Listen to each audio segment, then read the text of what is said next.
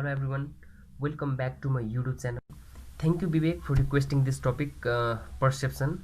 And in this video, we are going to discuss about the meaning of perceptions. Then after we will talking about importance of perceptions.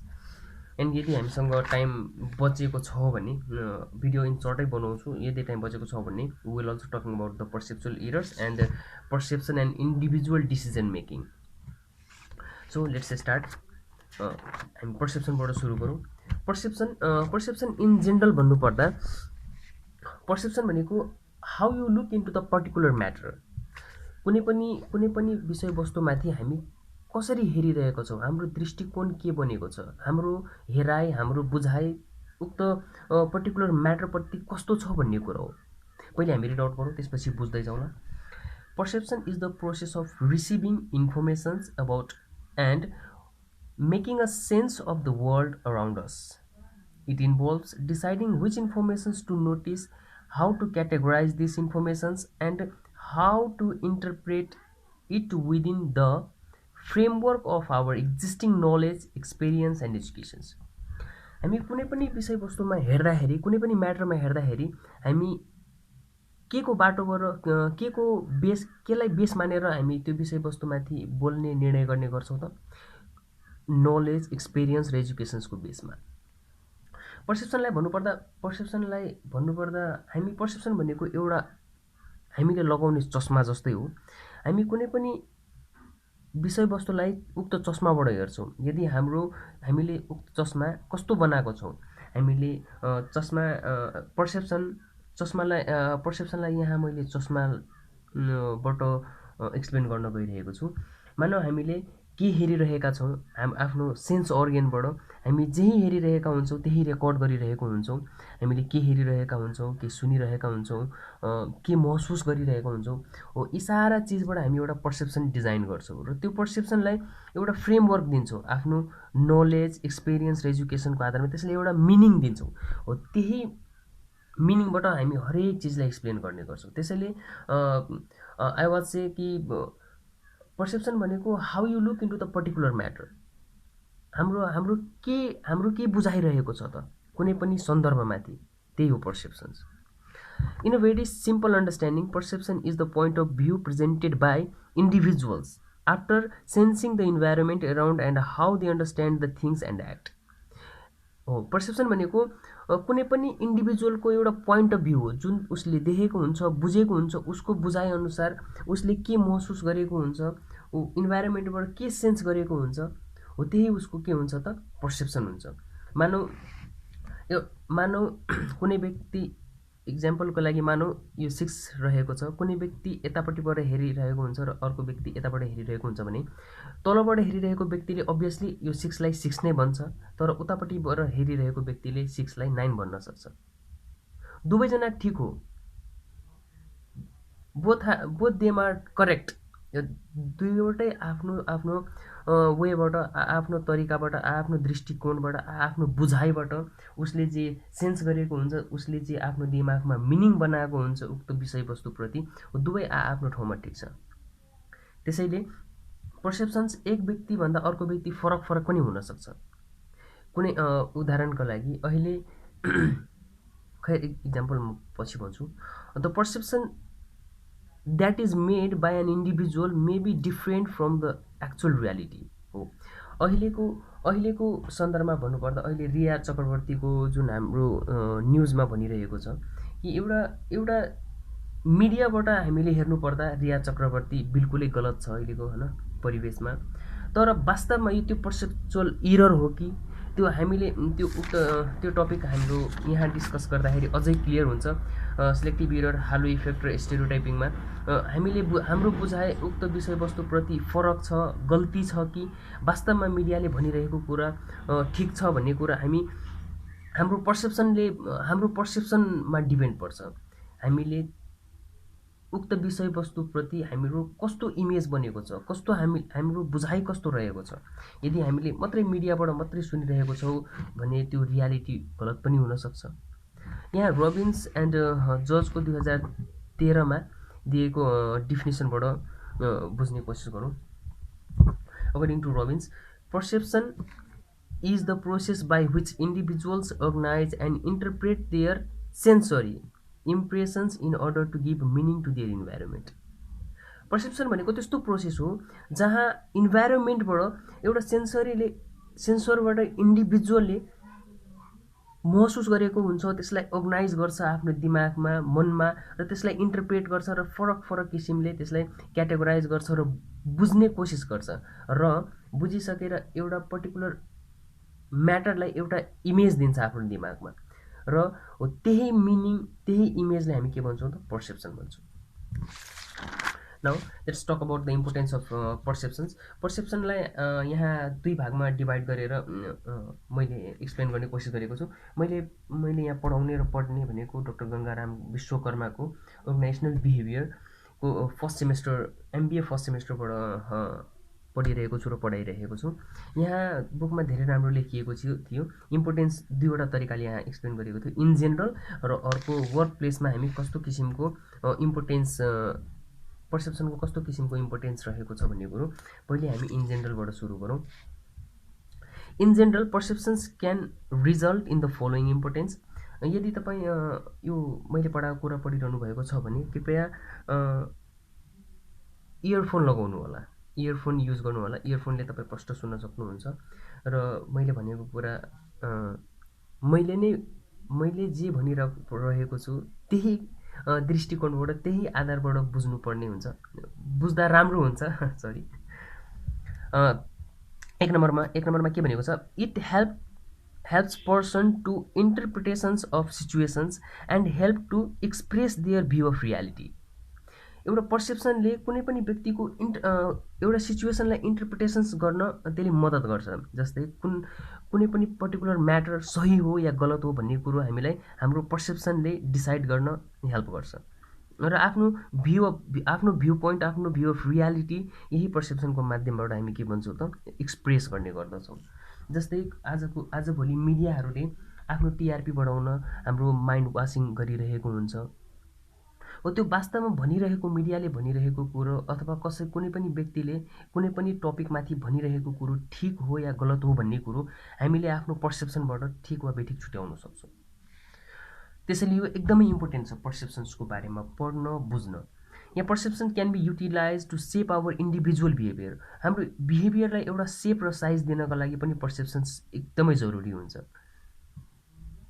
हाम्रो बुझाइ कुनै पनि विषयवस्तुप्रति कतिजनाको बुझाइ एकदमै गलत हुन्छ, कुनै एक पाटाले हेर्ने गर्छ। हो त्यो बुझाइ, कसैको बुझाइ गलत हो या सही हो र उसको बुझाइले उसको बिहेभियरलाई डिफाइन गरिरहेको हुन्छ। त्यसैले पर्सेप्सन्सको धेरै ठुलो इम्पोर्टेन्स रहेको छ। त्यो एकदमै भाइटल रोल प्ले गर्दछ अर्गनाइजेसनमा पनि र इन जेनरल पनि। हामी इन जेनरलको कुरा गरिरहेको छौँ, हाम्रो बिहेभियरमा कस्तो इफेक्ट गरिरहेको छ भन्ने कुरो हामी डिस्कस गरिरहेका छौँ। Perceptions help in the filtering interpreted and the understood the situations. एउटा सिचुएसन्सलाई के सही हो के गलत हो भन्ने कुरालाई फिल्टर गर्नका लागि पनि पर्सेप्सन्सको बारेमा बुझ्न एकदमै जरुरी छ। अर्को shape performance, individual capacity to perform, willingness to perform depends on the individual perceptions on the internal and external environment they have. यहाँ इन्टर्नल र एक्सटर्नल इन्भाइरोमेन्टले कुनै पनि व्यक्तिलाई प्रभाव पारिरहेको हुन्छ र त्यसको विलिङनेस टु पर्फर्म र क्यापेसिटी टु पर्फर्ममा इफेक्ट गरिरहेको हुन्छ। हो त्यहाँबाट हामी धेरै कुरो सिकिरहेको हुन्छौँ र त्यो सिकाइले, त्यो बुझाइले हाम्रो पर्सनालिटीलाई सेप दिइरहेको हुन्छ। त्यसैले एउटा पर्सेप्सन्सको बारेमा बुझ्न एकदमै जरुरी छ। हामी त्यही एक्सप्रेस गर्छौँ, त्यही सिकाउँछौँ, त्यही किसिमले काम गर्छौँ जुन किसिमले हामी सिकिरहेको हुन्छौँ। त्यसैले सिकाइ, पर्सेप्सन्स, कुनै पनि पर्टिकुलर म्याटरमा हाम्रो बुझाइ, हाम्रो पर्सेप्सन्स के रहेको छ यसको बारेमा बुझ्न एकदमै जरुरी रहेको छ। Likewise, perceptions of people can have a following importance in a workplace, in an organization's context. Perceptions can help employee to understand their job performance. Job performance गर्नको लागि पनि एकदमै इम्पोर्टेन्ट हुन्छ। किनभने एउटा माथिल्लो कर्मचारीले आफ्नो सबोर्डिनेट्सलाई केही सम्झाउनु पर्दा, कुनै कामको बारेमा बुझाउनु पर्दाखेरि त्यसको के किसिमले बुझिरहेको छ, यदि उसले राम्रो किसिमले बुझिरहेको छैन भने उसले गरेको काम गलत हुनसक्छ अथवा उसको काम गराइ गलत हुनसक्छ। त्यसैले जुन अर्थमा भनिरहेको छ त्यही अर्थमा बुझ्न एकदमै जरुरी छ। Understanding their job performance, understand its importance, shape and understand the expected behaviour for work, होइन, and clarifying the role perceptions. Now following can be the importance of the perception. यो हामी अर्गनाइजेसन्स पोइन्ट अफ भ्यूले हेरिरहेका छौँ। Maintaining interpersonal relationship at workplace. अब interpersonal relationship भनेको कुनै एक व्यक्ति र अर्को व्यक्ति बिचको, अर्गनाइजेसन्समा काम गर्दाखेरि एक व्यक्ति र अर्को व्यक्ति बिचको जुन रिलेसनसिप हुन्छ हो त्यसलाई पनि सेप दिनमा, त्यसलाई पनि स्ट्रङ बन्ड बनाउनमा एउटा पर्सेप्सनले धेरै ठुलो भूमिका खेलिरहेको हुन्छ। अब मानौँ तल्लो कर्मचारीलाई माथिल्लो कर्मचारीले हेपा दृष्टिले हेरिरहेको छ भन्ने कुरो भन्यो, हे दृष्टिले हेरिरहेको छ भने त्यहाँ एउटा गलत किसिमको बुझाइ लाग्न जान्छ र त्यहाँ नराम्रो किसिमको पर्सेप्सन्स बन्न जान्छ तल्लो कर्मचारीमा। अथवा यदि हाम्रो पर्सेप्सन्स राम्रो बनेको छैन, गलत बनेको छ भने हाम्रो अर्गनाइजेसन्समा पोलिटिक्स, ग्रुपिजमहरू आउन थाल्छ। त्यसैले एउटा इन्टरपर्सनल रिलेसनसिप मेन्टेन गर्नको लागि पनि यो पर्सेप्सन्स एकदमै जरुरी छ। Maintaining impressions like interpersonal relationship, customer relationship, overall performance, it helps to employees to maintain their social image and self concept। यहाँ ब्रेकडाउन गरेर हेर्नुपर्दा 4-5 वटा वर्ड दिएको छ। Maintaining impressions like interpersonal relationship जुन हामीले यहाँ डिस्कस गरिसकेका छौँ। कस्टमर रिलेसनसिपमा पनि हामी जुन वेमा भन्न खोजिरहेको छौँ प्रोडक्टको फिचर्स, प्रोडक्टको इम्पोर्टेन्सहरू त्यही वेमा कस्टमरले बुझिरहेको छ कि छैन भन्ने कुरा पनि हाम्रो पर्सेप्सनले डिसाइड गरिरहेको हुन्छ। हाम्रो पर्सेप्सन्स यदि राम्रो छ र उसको कस्टमरको पर्सेप्सन पनि यदि राम्रो छ, हामीले बुझाउन सक्यो भने, त्यही वेमा बुझाउन सक्यो भने it would be better for a organisation's point of view. And overall performance, it helps employee to maintain their social image and the self concept. यदि सेल्फ कन्सेप्ट, यदि पर्सेप्सन राम्रो छ भने सोसियल इमेज पनि मेन्टेन गर्न सजिलो हुन्छ र सेल्फ कन्सेप्ट पनि दोहोरो बनाउन सकिन्छ। Now number 3, perceptions shape the selections decision regarding hiring the employee. हो, कुनै पनि कर्मचारीलाई अर्गनाइजेसन्सभित्र हायरिङ गर्दाखेरि उसको ओभरअल पर्फर्मेन्स कस्तो हुनेछ र उसको अहिलेको खुबी, उसको ट्यालेन्ट, उसले गरेको मास्टरी, उमा भएको खुबीहरू बुझ्नका लागि, चिन्नका लागि, छान्नका लागि पर्सेप्सन्सको बारेमा बुझ्न एकदमै जरुरी हुन्छ। किनभने पर्सेप्सन्स सबैभन्दा पहिले यहाँ अलिकति म पर्सेप्सन्सको प्रोसेसबाट पर्सेप्सन्स के हो भन्ने कुरा म अलिकति भन्न गइरहेको छु। एउटा हाम्रो सेन्सरी रिसिप्टर्स भनेर भनिन्छ, जहाँबाट हामी स्टिमुली पनि कहाँबाट आउँछ त? इनसाइडबाट, साउन्डबाट, स्मेल, टेस्ट, टेक्सचर इत्यादिबाट आउने गर्छ र त्यसलाई हामी सेन्सर गर्छौँ, रिसिप्ट गर्छौँ र त्यसपछि हामी त्यसलाई आफ्नो दिल दिमागमा हामी के गर्छौँ त? एटेन्सन गर्छौँ, त्यसलाई फेरि इन्टरप्रिटेसन्स गर्छौँ र रिस्पोन्स गर्छौँ र फाइनली पर्सेप्सन एउटा डिजाइन हुन्छ, क्रिएट हुन्छ। हो, यति गरिसकेपछि हाम्रो कुनै एउटा इन्डिभिजुअलको बारेमा, उसको बिहेभियरको बारेमा धेरै कुरो बुझिसकेका हुन्छौँ र बुझ्न सक्षम हुन्छौँ यदि हाम्रो पर्सेप्सन्स राम्रो छ भने। र पर्सेप्सन्स राम्रो छ भने कुनै पनि अर्गनाइजेसन्सको लागि इम्प्लोइ हायर गर्न एकदमै मद्दत पुग्ने गर्दछ। Now, the performance appraisal of employee, peers and the subordinate can be shaped with the process perceptions. Negative perceptions can lead to error in the performance appraisals. Performance appraisal अब माथिल्लो कर्मचारीले तल्लो कर्मचारीले कुन वेमा भनिरहेको छ, जुन वेमा भनिरहेको छ त्यही वेमा बुझेर काम गर्न एकदमै जरुरी हुन्छ। यहाँ यदि पर्सेप्सन्स एरर आएको छ भने पर्फर्मेन्स नराम्रो हुन सक्छ, प्रोडक्टिभिटी घट्न सक्छ, क्वालिटी घट्न सक्छ। Therefore, perceptions play a vital role in shaping the personality of an individual. Perceptions is central in interpreting the world around us. Perceptions affect the outcome of person's behavior, and understanding of perceptions is important to understand and control the human behavior. Now, अब पर्सेप्चुअल इररको बारेमा कुरा गरौँ। पर्सेप्चुअल error एकदमै important पनि छ र interesting पनि छ। हाम्रो पर्सेप्सन्स कहाँ गलत हुन्छ त हाम्रो पर्सेप्सन्स 3 किसिमले रङ भइरहेको हुन्छ। यहाँ पर्सेप्चुअल इरर 3वटा लेखिएको छ। सिलेक्टिभ पर्सेप्सन्स, हालो इफेक्ट र स्टेरियोटाइपिङ। म पुनः पनि भन्न गइरहेको छु, डक्टर गङ्गाराम विश्वकर्माको बुकबाट मैले लेखेको छु। एकदमै राम्रो बुक रहेको छ, तपाईँ पनि पढ्नुहोस्। तपाईँको नजिकको बुक स्टोरमा पनि पढ्न सक्नुहुन्छ सायद।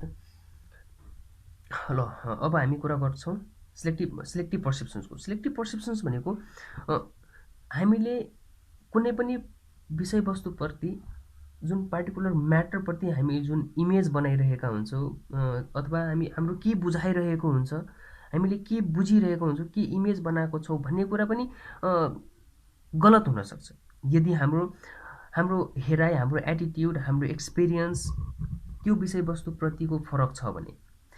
एउटा अर्को कुरो, सिलेक्टिभ पर्सेप्सन्समा हामी त्यही हेर्न चाहन्छौँ जुन हामीलाई इन्ट्रेस्ट हुन्छ, जुन हामी हेर्न चाहन्छौँ।